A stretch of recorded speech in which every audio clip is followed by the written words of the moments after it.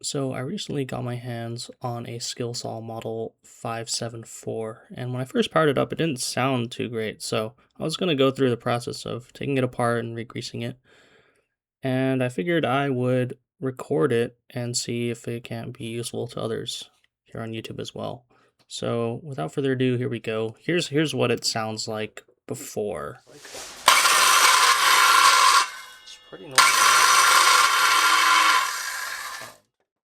Yeah, so as you can hear, a fair bit of grinding there. So let's start taking this apart and seeing if we can't make it sound a little better.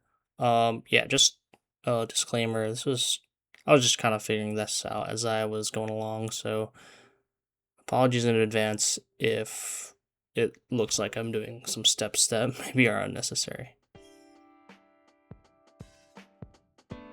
First thing I did was remove the blade. So this skill saw doesn't have a latch that you can depress that'll kind of lock the blade in place. So I'm just using a screwdriver and kind of pushing it between two of the teeth on the blade to kind of lock it in place, while I use a 1/2 inch socket to loosen that bolt there, which is the loosening is you're going counterclockwise.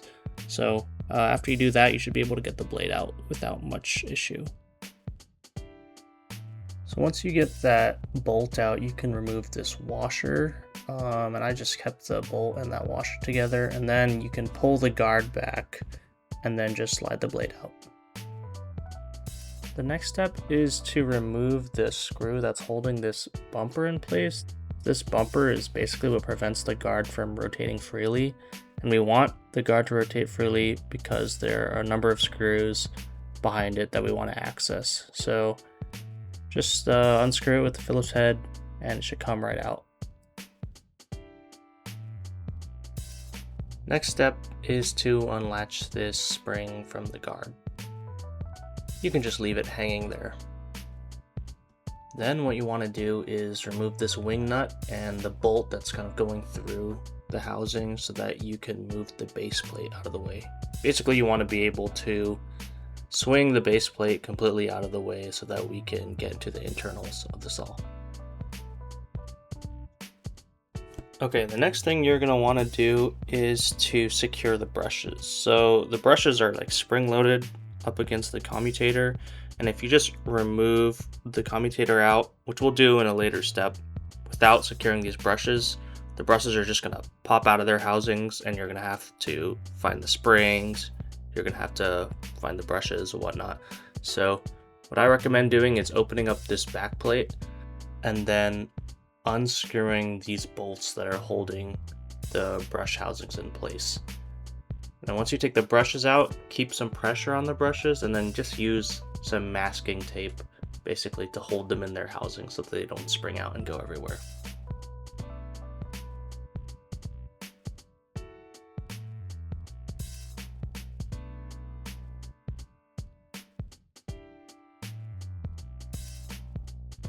Alright, now we can start taking this thing apart. First thing you want to do is remove these 3 fasteners. Then remove these 4 fasteners in the middle.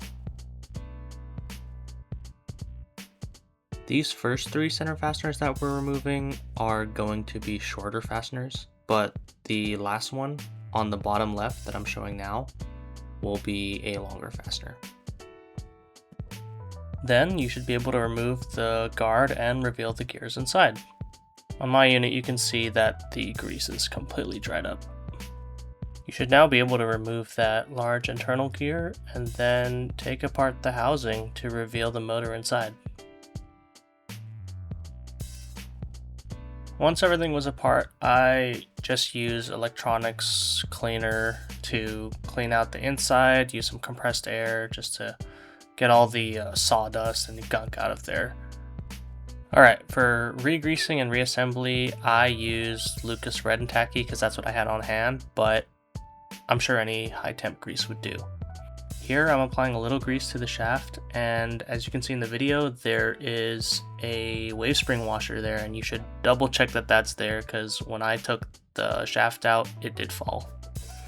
Once the main body of the motor was reinstalled, I then went on to clean the plate that was holding the blade guard as well as the inside of that cavity that holds the main gear.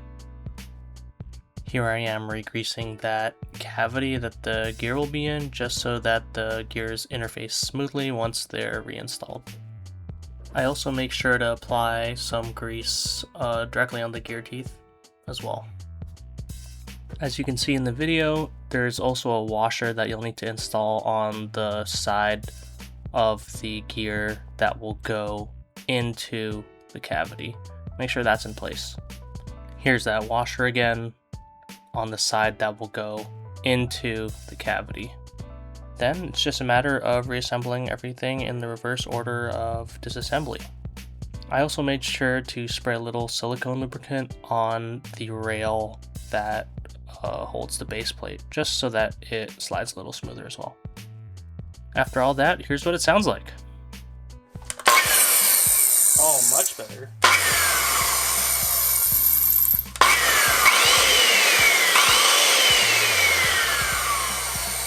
Way less of a grinding noise. Perfect, perfect. It's much quieter and there's far less grinding. Anyways, I hope this is a useful video and good luck.